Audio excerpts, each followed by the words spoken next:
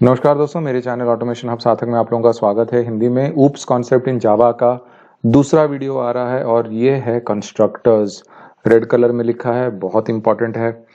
Constructors एक ऐसा concept है, देखिए पहले तो आपको ऑब्जेक्ट सीखना बहुत जरूरी है। अगर आप ऑब्जेक्ट नहीं समझ पाओगे तो कंस्ट्रक्टर्स समझने का कोई तुक ही नहीं बनता।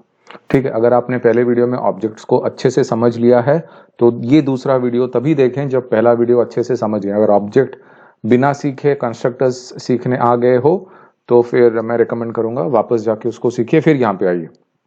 बहुत इंपॉर्टेंट है, हद से ज्यादा इंपॉर्टेंट है। जावा में भी इंपॉर्टेंट है और हमारे ऑटोमेशन में भी बहुत इंपॉर्टेंट है। तो कंस्ट्रक्टर्स के बारे में कुछ जानेंगे। ठीक है, तो चलिए शुरू करते हैं। मैं ब्लैक कर देता हूं और इधर 14। तो कंस्ट्रक्टर्स का पहले कुछ इसके डेफिनेशंस के बारे में हम जानेंगे कि व्हाट आर कंस्ट्रक्टर्स। ये एक ब्लॉक है, ठीक है, जो कि मेथड की तरह काफी सिमिलर है। ठीक है, और इसका क्लास नेम होता है, इसके साथ जुड़ा हुआ क्लास नेम होता है। मेथड की तरह देखने में है लेकिन मेथड नहीं है। तो अगर मेथड की तरह देखने में है, मेथड नहीं है, तो मेथड का सिंटैक्स क्या कहता है कि एक रिटर्न टाइप होना चाहिए। तो मतलब कुछ रिटर्न टाइप को लेके लोचा है। तो रिटर्न टाइप का ये लोचा है कि constructor does not have a return type, not even void। तो यही डिफरेंस है मेथड और कंस्ट्रक्टर में कि भैया कंस्ट्रक्टर का कोई रिटर्न टाइप नहीं होता। मेथड का, हर मेथड का एक रिटर्न टाइप होता है, कंस्ट्रक्टर का रिटर्न टाइप नहीं होता। यही उनका मेन वो है, लेकिन देखने में लगभग सेम ही लगते हैं। हालांकि इसमें कंस्ट्रक्टर में क्लास नेम लगता है। ठीक है, और कौन कौन से मॉडिफायर इसमें यूज होते हैं वो भी बता देते हैं। इसमें चारों यूज होते हैं मॉडिफायर्स एप्लीकेबल। तो इसमें चारों यूज होते हैं, प्राइवेट, पब्लिक, डिफॉल्ट और आपका प्रोटेक्टेड, चारों यूज होते हैं। और भी दूसरे मॉडिफायर्स हैं, वो अभी अपन लोग नहीं जानना चाहते हैं। यही इंपॉर्टेंट है, जो अभी काम की चीज है वही। और एक होता है इन्वोक कब होता है, कंस्ट्रक्टर कब इन्वोक होता है। बहुत ये दो इंपॉर्टेंट क्वेश्चन है।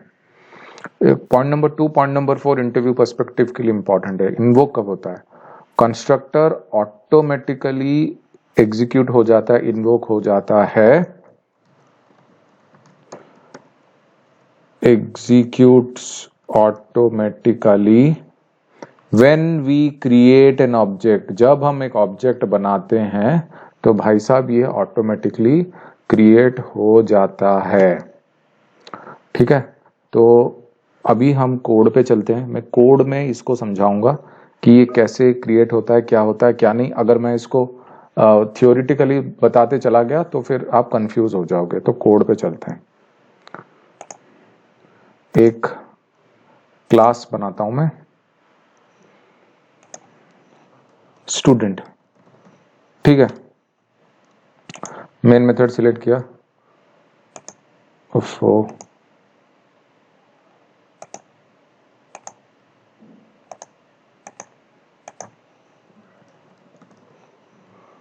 मेन मेथड सिलेक्ट किया। ठीक है, अभी मैं स्टूडेंट के कुछ मतलब चीजें दे देता हूं। ठीक है, कुछ इनिशियलाइज कर देता हूं इंस्टेंस वेरिएबल्स। जैसे एक स्टूडेंट का नाम है, ये कर दिया। स्टूडेंट का स्टूडेंट आईडी एक है बोल के कर दिया मैंने। ठीक है, और सॉरी, स्टूडेंट आईडी नंबर देते हैं। और इसका एक, इनका एक एज दे देते हैं। एक सेकंड, मैं टीम्स को थोड़ा म्यूट कर लेता हूं, नहीं तो बचता ही रहेगा। ठीक है, ये हो गया। अच्छा, अभी मैं क्या करूंगा इसमें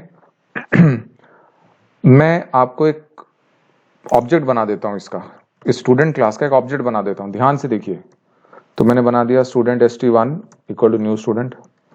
ठीक है भाई, मैंने ऑब्जेक्ट बना दिया।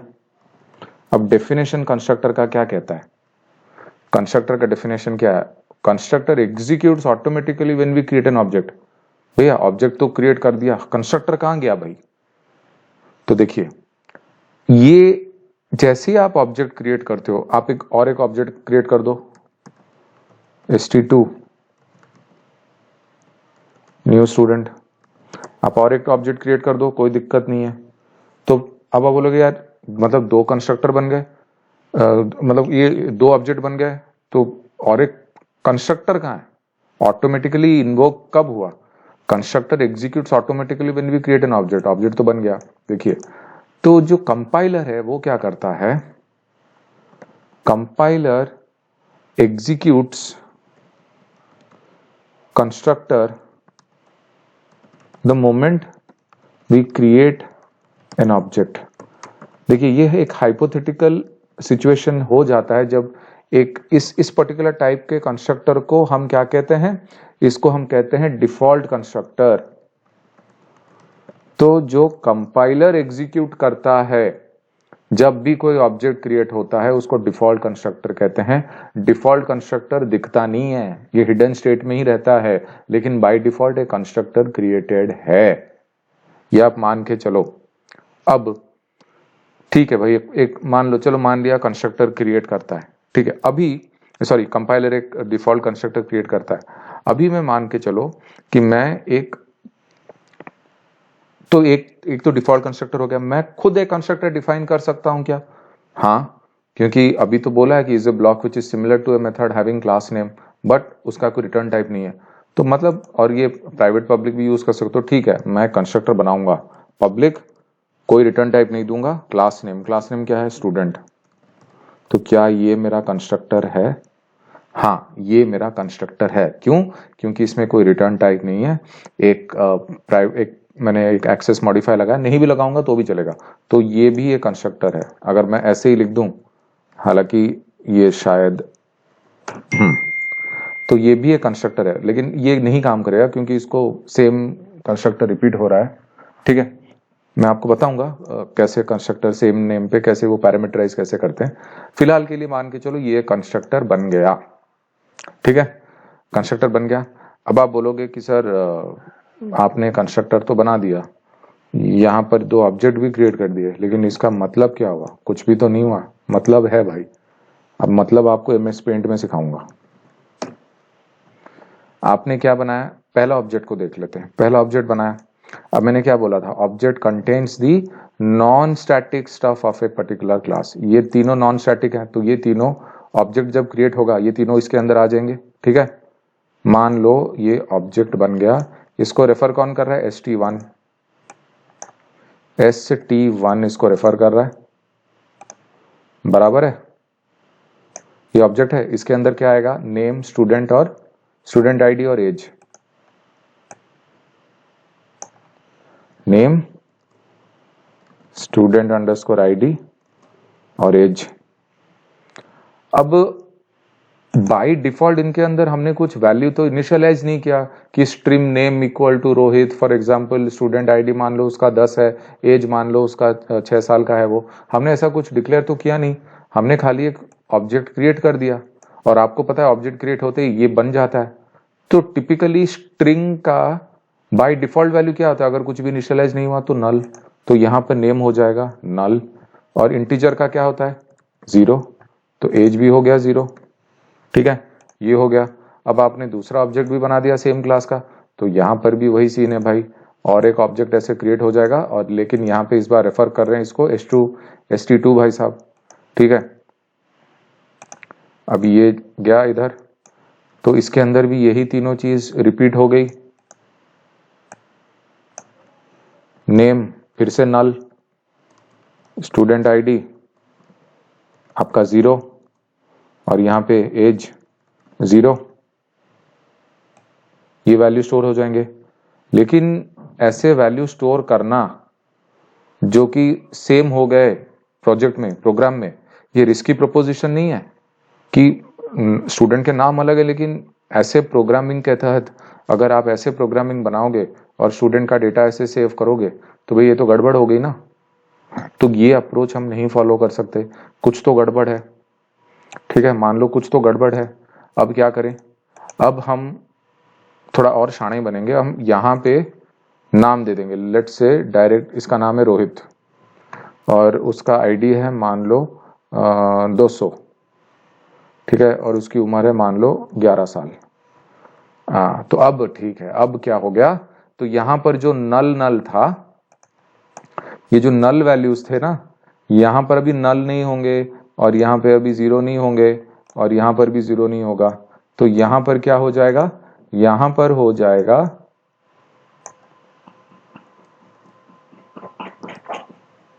अरे यार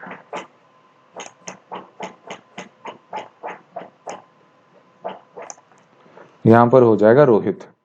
अब स्टूडेंट आईडी क्या हो जाएगा, स्टूडेंट आईडी हो जाएगा 200। अब एज क्या हो जाएगा, एज हमने दिया है 11, तो वैल्यू चेंज हो गया। तो भैया तो इसके लिए भी वही हो जाएगा ना, यहां पर भी ये नल हट जाएगा, यहां पर भी वही रोहित 200 और 0 आ जाएगा, है कि नहीं? क्योंकि at the end of the day आप वैल्यू को हार्ड कोड कर दिए ऊपर। अब हार्ड कोड करोगे तो ये अपना वो सिचुएशन थोड़ी चेंज कर देगा at the end of the day. भैया तो सॉरी ये 200 है, मैं क्या कर रहा हूं, ये 200 है, तो ये अपना सिचुएशन थोड़ी चेंज कर देगा, ये तो वही लाएगा जो इसको लाना है। ये 200 ये इसके अंदर ही होगा, ठीक है, और ये भी एज भी इसका 11 दिखाएगा, इसका भी।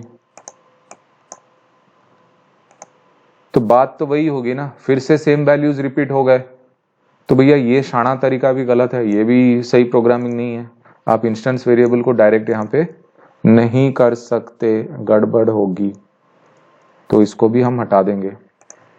तो अब क्या करें, अब ये तीनों को वापस उसी पोजीशन में ले आए। अब क्या करें, ये तो इन तो गड़बड़ होगी। हाँ एक काम कर सकते हैं हम, आपको पता है कि ऑब्जेक्ट इनिशियलाइज कैसे होता है, रेफरेंस वेरिएबल से।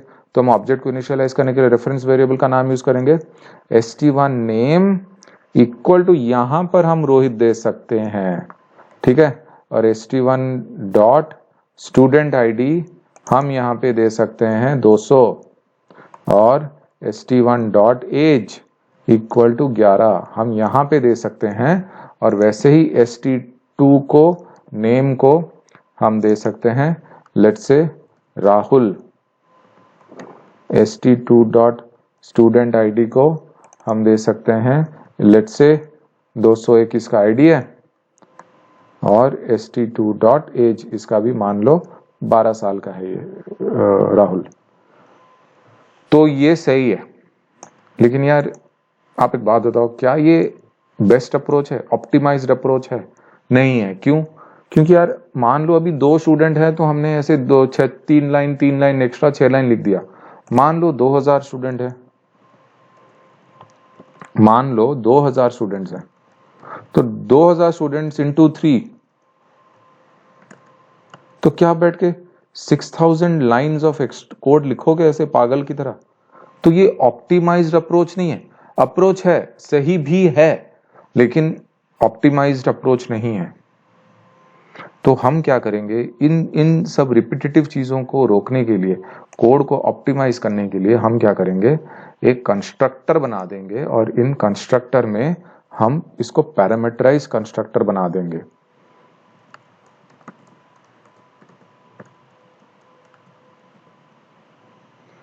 पैरामीटराइज्ड कंस्ट्रक्टर हमने बना दिया। अब हमने एक पैरामीटराइज्ड कंस्ट्रक्टर बना दिया, ठीक है। अभी मैं क्या करूंगा, इस जैसे ही मैं कंस्ट्रक्टर बनाता हूं, जैसे ही मैं ऑब्जेक्ट बनाता हूं, कंस्ट्रक्टर इनिशियलाइज हो गया, तो मैं सिंपल जाके यहां पर रोहित 200 एज 10 मैं यहां पर डिक्लेयर कर सकता हूं राहुल 201 11। तो मुझे ये बार बार यूज करने की जरूरत नहीं पड़ेगी। तो मैं जब चाहूं इस पर्टिकुलर कंस्ट्रक्टर के अंदर इसको बुला सकता हूं। इसको this dot name equals to name, this dot student underscore ID equals to student underscore ID, this dot age equals to age.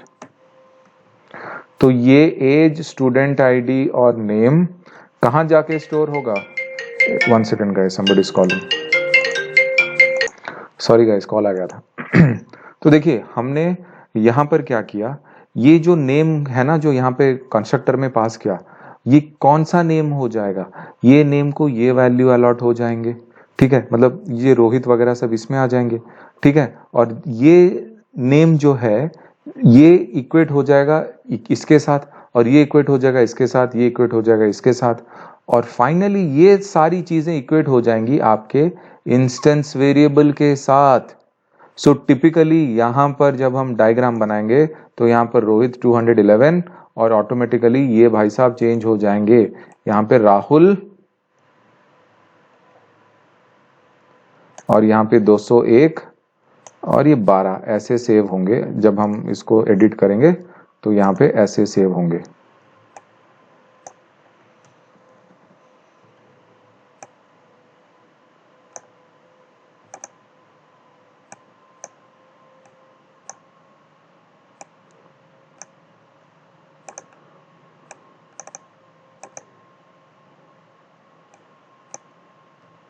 तो ऐसे सेव होगा। तो टिपिकली हम इसको सेव कर सकते हैं, हमें कोई मचमच करने की ज़रूरत नहीं है। अगर आप चाहे तो इसका आउटपुट भी निकाल सकते हैं, बहुत सिंपल है। आप एक सिसो कमांड देके इनके आउटपुट निकाल के चेक भी कर सकते हो, कोई बहुत बड़ी बात नहीं है। सिसो, ठीक है। आप st1 dot name, st1 dot student id,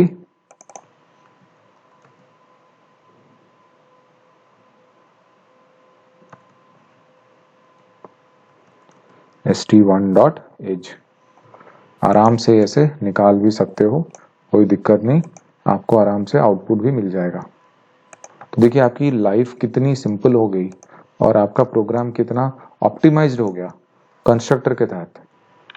तो ये है सिंपल कंस्ट्रक्टर का यूज। तो अभी हमने क्या सीखा, कंस्ट्रक्टर का मेन मकसद क्या है। कंस्ट्रक्टर का एक इंपॉर्टेंट इंटरव्यू क्वेश्चन है बाबा, इंटरव्यू क्वेश्चन हम यहाँ लिखेंगे, ठीक है। What is the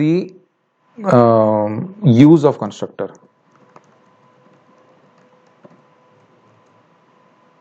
It is used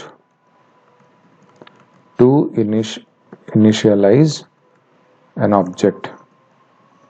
और एक बहुत इंपॉर्टेंट यूज है इसका जो जनरली कोई बताता नहीं, it is used to optimize code या ऑप्टिमाइज ए प्रोग्रामिंग कोड, जो भी, ये जनरली इसका यूज कोई बताता नहीं, लेकिन कंस्ट्रक्टर कितना हमें कोड ऑप्टिमाइजेशन में भी मदद करता है, ये भी बहुत इंपॉर्टेंट है जानना।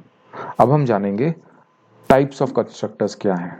टाइप्स, कितने टाइप्स के कंस्ट्रक्टर हैं। देखो पहला तो हमने बता दिया डिफॉल्ट कंस्ट्रक्टर, जो कंपाइलर खुद बनाता है। जैसे ही ऑब्जेक्ट क्रिएट होता है कंपाइलर खुद बना देता है। ऑब्वियसली वो दिखाई नहीं देता, तो उसमें कोई आर्गुमेंट तो पास हम कर नहीं रहे क्योंकि वो दिख ही नहीं रहा है वैसे भी हमारे नेकेड आई को, तो वो नो आर्गुमेंट कंस्ट्रक्टर है। और ये कौन बनाता है? कंपाइलर।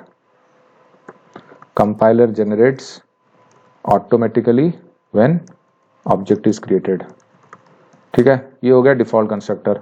अब दूसरा क्या है? दूसरा है यूजर डिफाइंड, और ये आप बोल दो नो आर्ग्यूमेंट कंस्ट्रक्टर, और ये भाई साहब है यूजर डिफाइंड।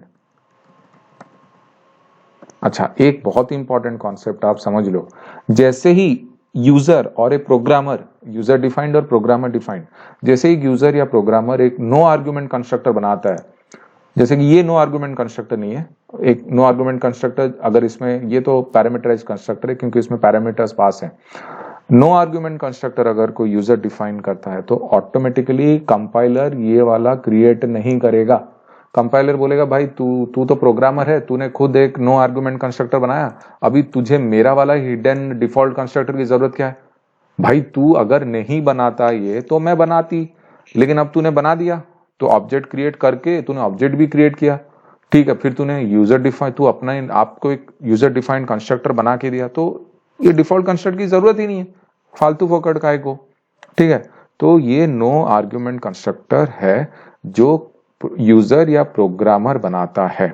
उसके बाद आपका तीसरा आ जाता है पैरामीटराइज्ड कंस्ट्रक्टर, जो हमने बनाया। ये देखिए ये पैरामीटराइज्ड कंस्ट्रक्टर है क्योंकि हमने 3 पैरामीटर्स पास किए थे। पहला parameter is of type string, दूसरा इंटीजर, तीसरा इंटीजर। ये भी प्रोग्रामर या यूजर डिफाइंड है। जो आपको जिस हिसाब से नीड है उस हिसाब से आप पैरामीटराइज करोगे। तो सिंपल सी बात है कि ये है आपका प्रोग्रामर यूजर डिफाइंड। अच्छा, और एक चीज, एक बहुत ही मिसकंसेप्शन है, ये मिसकंसेप्शन आप याद रखना। बहुत लोग इंटरव्यू में पूछते हैं कंस्ट्रक्टर क्यों यूज होता है, बोलते हैं लोग constructor is use to create an object. भैया सरासर गलत है ये आंसर, ये आंसर सरासर गलत है, ये बिल्कुल गलत आंसर, इसलिए मैंने यहाँ पे क्रॉस मार दिया। ये एक मिसकंसेप्शन है, इस मिसकंसेप्शन के चक्कर में ना पड़ी हो, ये बिल्कुल गलत आंसर है। भैया ऑब्जेक्ट क्रिएट करने के लिए न्यू कीवर्ड है, न्यू इंस्टेंस मेथड है, अलग अलग तरह के मेथड है, डीसरियलाइजेशन है, वो 5 तरीके हैं। कंस्ट्रक्टर ऑब्जेक्ट को इनिशियलाइज करता है, कोड को ऑप्टिमाइज करता है, कंस्ट्रक्टर ऑब्जेक्ट नहीं क्रिएट करता। तो अगर इंटरव्यू ऐसे पूछे ओके कंस्ट्रक्टर इज सो, वो कैसे आपको फंसाते हैं इंटरव्यू में बता देता हूँ। तो वो आपको एक छोटा सा कंस्ट्रक्टर बना देगा और वो बोल देगा वो इंटरव्यूअर कैसे फंसाएगा, वो क्या करेगा, पहले एक क्लास बनाएगा, एक कंस्ट्रक्टर बना देगा, वो बोल देगा आपको कि okay this is the constructor I have created and now I am with this constructor I am creating an object. आप टेंशन में हो गए, हाँ हाँ मारते जाओगे। फॉर एग्जाम्पल इंटरव्यू में कैसे फंसाते हैं मैं आपको बता देता हूँ, ये हुआ था। तो मान लो इंटरव्यू का एक है, तो वो आपको कैसे फंसाएगा कंस्ट्रक्टर इंटरव्यू में। तो वो आपको हाय हेलो करके बहुत कंफर्टेबल कर देगा, फिर वो बोलेगा fine I am making a constructor of this particular class, so this is a constructor which I have created, now with the help of this constructor I am creating an object.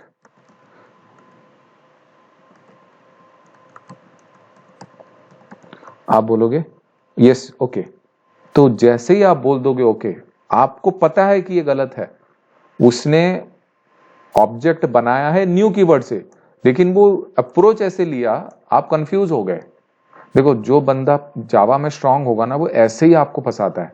Simple सी बात है ना, मैंने main method बनाया, मैंने ये बना दिया एक कंस्ट्रक्टर, और आपको ऐसे ही फास्ट में बोल दिया okay with the help of this constructor I am creating an object. आप उसके हाँ में हाँ मिलाते गए और वही इंटरव्यू आपका कट हो गया, बात वहीं खत्म होगी ना। सो फिर आपसे पूछेगा okay with this constructor can I create another object, आप हाँ बोल दोगे, बस यहीं पर गेम हो गया आपका। तो ऐसे ही तो गेम होता है इंटरव्यू में, और आपको लगता है मैंने तो सब सही बोला, मैंने कुछ गलत बोला ही नहीं। सो इन चीज़ों के लिए वीडियो को ध्यान से देखिए, कॉन्सेप्ट को अच्छे से समझिए, प्रोग्रामर इंटरव्यूअर कैसे आपको फंसाता है वो भी आप जानिए समझिए। जिसका कॉन्सेप्ट जितना स्ट्रांग होगा उसके लिए इतना अच्छा है। अगर वो बोल देगा इंटरव्यू में कि मैंने एक कंस्ट्रक्टर बनाया, तो मैं ये कंस्ट्रक्टर के थ्रू एक ऑब्जेक्ट क्रिएट कर रहा हूँ, बोलता नो सर, सीधा मना कर देना, no sir constructor can not create an object, and by the way आपने कोई ऑब्जेक्ट बनाया ही नहीं है। कंस्ट्रक्टर ऑब्जेक्ट क्रिएट होते ही कंस्ट्रक्टर कॉल होता है, लेकिन आपने ऑब्जेक्ट क्रिएट नहीं किया, तो आप ऑब्जेक्ट क्रिएट कीजिए। जैसे ही आप ऑब्जेक्ट क्रिएट करेंगे कंस्ट्रक्टर अपने आप इन्वोक हो जाएगा। ये तो आप यूजर डिफाइंड कंस्ट्रक्टर बना रहे हैं, आप न्यू कीवर्ड से ऑब्जेक्ट क्रिएट कीजिए। तो जैसे ही आप इतना तगड़े टोन में उसको पकड़ के बोलोगे, वो बंदा इंप्रेस हो जाएगा। आप उसको डिसरेस्पेक्ट नहीं कर रहे हो, वो ये आंसर आपसे चाहता है, वो ये कॉन्सेप्ट आपका देखना चाहता है। तो उम्मीद करता हूँ कंस्ट्रक्टर के ऊपर ये जो छोटा सा मैंने चीज़ बताई, जो एक्सप्लेन किया, उसका यूज़, उसकी ऑप्टिमाइजेशन इंटरव्यू में कैसे फंसाएगा और कैसे आप इस फंसे हुए जगह को कैसे निकलोगे, वो चीज़ उम्मीद करता हूँ आपको पसंद आया होगा। मेरे चैनल को सपोर्ट ज़रूर कीजिए, लाइक और सब्सक्राइब ज़रूर करना, मुझे आपकी सपोर्ट की बहुत ज़रूरत है। Thank you so much. सार्थक है साइनिंग ऑफ।